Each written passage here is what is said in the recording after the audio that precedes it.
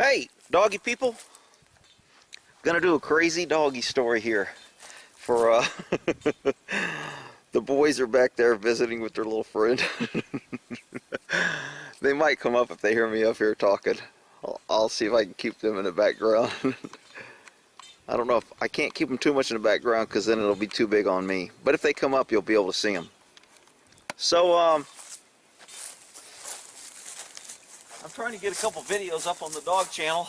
So, and again, I don't know how much time I can give to this. I think I'm a little pointed down here. I can't really see.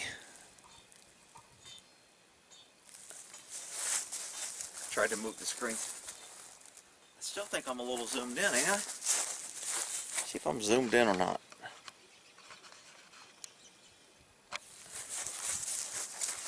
Yeah, there we go. Alright. So the boys are still back there. I don't know if you can see them. I brought an orange out in case they came up. I'll give them a little snack. So, this, when I was in Korea, hell, I don't know, I was just turning 18 years old, so I was a young pup. There was this dog that they had that, man, this dog chewed me up. Everybody keeps asking me what happened to my thumb. Let me see if I can get this in here. Everybody's like, what happened to your thumb? Why is it? Let's see if I can get that zoomed in there. So you see that little crack right there in the middle? If you look at my thumb, it's kind of flat. It's not round. And that is because of this story. So, this dog Prince was known to chew up his handlers.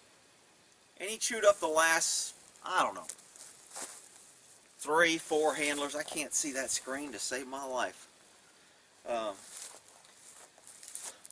So he was what's known as an aggressive dog, and you know, over in Korea, you wanted an aggressive dog because you were getting bites, and you want a dog that could hold his weight, and if you needed help, he was going to be there.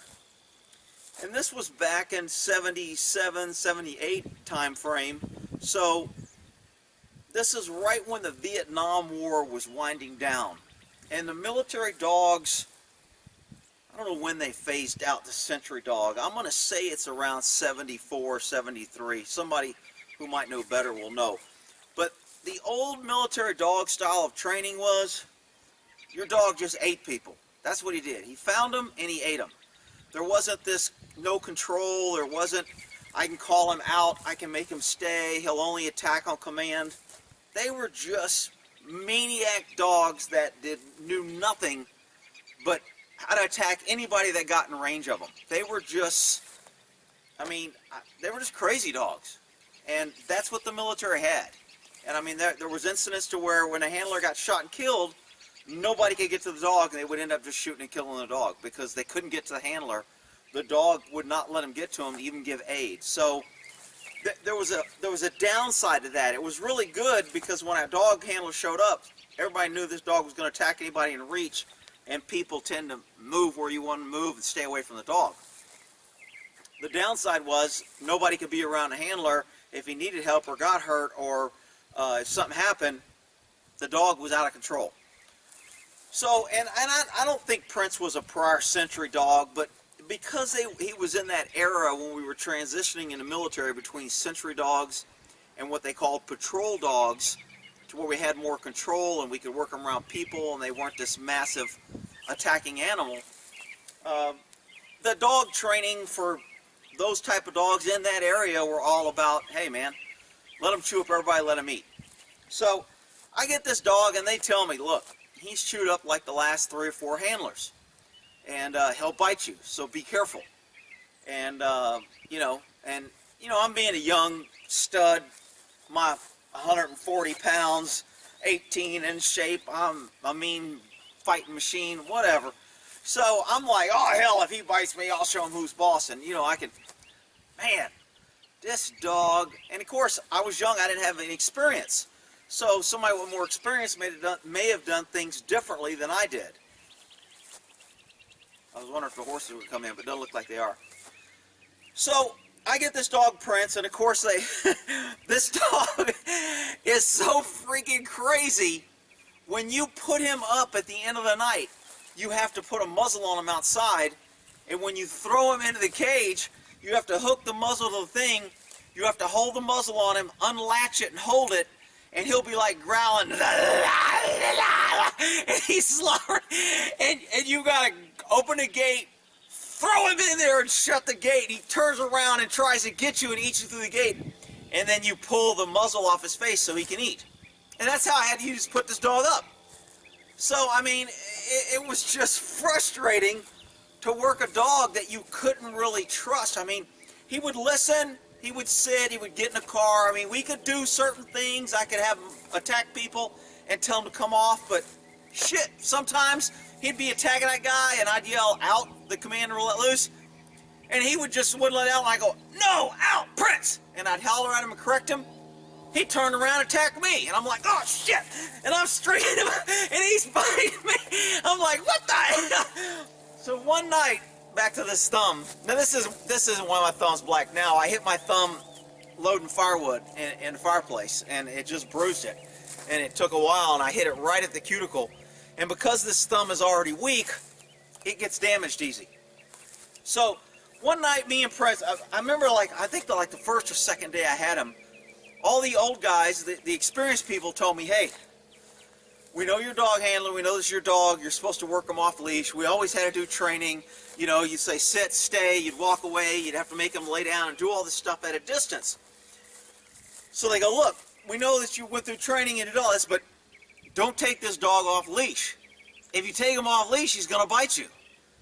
And I'm like, no, he won't, he loves me, I'm good with dogs, I love dogs. Stupid, young, inexperienced, can't see around corners.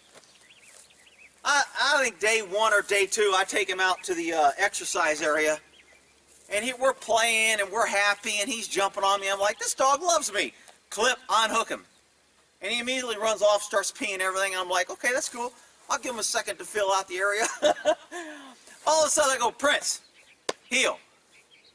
He looked at me like, who the hell are you talking to? I said, Prince, heel. He looked at me again like, dude, you ain't talking to me. I said, Prince, get over here. Man, that dog turned like somebody had just told him to get me and attack me. He came straight at me, and I'm like, what the?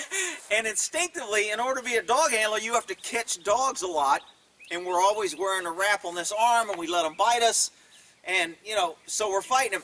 So instinctively, when he came in, I was like, crap, protect my private area, protect my throat, head, give him my arm. I'll just give him my arm. So no wrap, no nothing. I just stuck my arm out there, and he latched on, man. He went to town. I'm like, ah!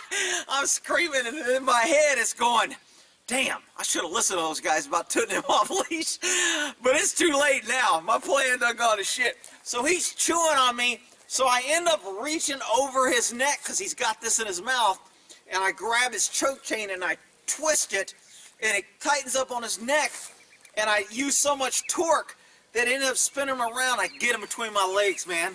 And I've got this dog between my legs, and he's just like, la, la, la, la, la, la, la. And I'm like, shit, and my arm hurts, and I'm sitting here like, hey, hey, I want some help. Somebody got to bring me a muzzle or something I can get over him, bring a towel so we can throw it over him, or tarp, something. And I'm screaming, hey, is anybody? And I'm out here to kill him. And I mean, in Korea, we had what? I don't know, maybe 150 dogs. So normally there was somebody, and there were the, I forgot what we call those guys that took care of the dogs. They were the Koreans that were stationing out the dogs. But one of the guys out there ended up coming out and helping me. But before he came out, I was just like mad and pissed. So me and Prince were going to have a freaking talk. And so he's like, oh, and I'm like, you mother, boo, boo. But I start hitting him in his head. And every time I hit him, he bites me. And we're going to town in this lot. I'm like, you piece of shit, you're not going to. And we're going to town, and he's just trying to bite and kill, and this hand's all tightened with a choke chain, and this hand's bleeding, my arm's bleeding, and one punch, my thumb, he went latch, and he caught me right with his canine, and it went right through my thumb, and I couldn't pull my hand out. And I was just like, oh, you mother! And I'm cussing and screaming. I couldn't get my hand out. He's like, I got you now. And I'm like, oh, God. So I had to let go of his hand. I start punching him with this hand. And he finally lets go. I'm like, shit. So I don't even, you know what? I don't even remember what happened or how I got that dog out of there or how we got him contained. I think somebody else came out there, one of the experienced guys, and I'm like, shit, what do I do? And he's like, just throw him off you and maybe he won't come back. Maybe it's because I think he was bleeding, I busted his lip, and I'm bleeding, and we're both tired, and we've both been through a fight, and this has gone on for a long time. And so the guy goes, I think if you just throw him away from you, he won't come back. And I'm like, shit, he's already attacked me once. I don't really want to do this, but I was like, shit, I'm out of options. Nobody was coming in because they knew he was crazy. So I was like, shit. So I just take him and I swing him out and I kind of throw him back and I back away and I start heading to the gate and he's kind of shaking and he's like walking around like, shit, my head's twinging because I just got beat in the head. And I'm backing out bleeding. and I think one of the other Korean handlers that had been there, you know, since the kennels were built, we had these old timers that were there forever, so they knew all the dogs. They fed them every night. They probably trained them, don't give me an attitude, whatever. But I ended up going to the doctor, and I remember cleaning this thumb with a little brush that you would clean like a test tube or what do they call those vials or whatever that you used to burn with a little fire. Hell, I can't remember my science days. I think it was a test tube, a little glass tube that you had to clean it with this little brush. Well, they were using one of those on my thumb, and they were like running it through my thumb, and it's coming out this way, and they're going like that. And I mean, that was just one of, like I said, I think he got me six times or more before I went to the guy, and I go, man, I just don't trust this dog, and I'm tired of fighting with him. I mean, every night it was a fight. He had to go in, and I couldn't sit down with him because he would attack. I guess one of his last handers carried around a stick, a baton, and he beat him every time he attacked him, and he goes, man, he respect that guy. And they were like telling me, get a baton, man, it worked for that last handler. And I go, man, I can't be carrying around a baton to threaten my dog all the time. And I didn't want to hit him with a baton, all that, but I should have, but I didn't. And the last handler that got chewed up by him, evidently they're sitting on a hill. On the base, there's a lot of hills and there's different areas, and we would like get up top for the wind, and we'd sit up there with our dogs on watching or listening posts. And he was sitting there one night with another handler, and that dog's laying down. He's got his little stick. That stick rolled down the hill. And as it rolled down the hill, the handler's sitting there, and all of us that were sitting there were like, damn, I bet you. And again, I wasn't there, but I know all the handlers that were sitting there were like thinking, damn, you just lost your stick, now what? And sure enough, man, the handler thought the same thing, because he told a story. He goes, man, when that stick rolled down there, I was like, shit, man, if Prince attacks me now, I'm kind of screwed. And he said, no sooner than he thought it, Prince saw that stick rolling down there, turned around and jumped on him, and they were fighting on the side of his hill, rolling, and they won't put the dog to sleep. I mean, a lot of people were like, well, why did they just kill it? That doesn't sound like, well, I mean, he was a good dog. They put training into him, and he would eat a lot of people if you told him to bite, so he did his job really well. So the way the military used to work those kind of decisions on what do we do it is they went with cost. The dog was worth so much money. If a handler got bit, tough luck. He's stupid GI. We can fix him up. So the dog had to, they end up putting the dog down, I think a few years after I left because he had bit so many people. The medical bills were higher than what he was worth, and then it was a deficit now because they can't use the excuse, well, we got all this money and training in him, we don't want to put him down. So when the medical bills got higher from biting all the handlers, and hell, I got his medical bills, I'm sure up a couple $100,000 because I was in the hospital every time. And over in Korea, it's really dirty, so every time I got hit, it would get infected, and they'd have to give me freaking tetracycline because the air's dirty over there, and when you get a cut, it's easy to get infected. So anyway, that's how my thumb got weak. That's why it's black and blue.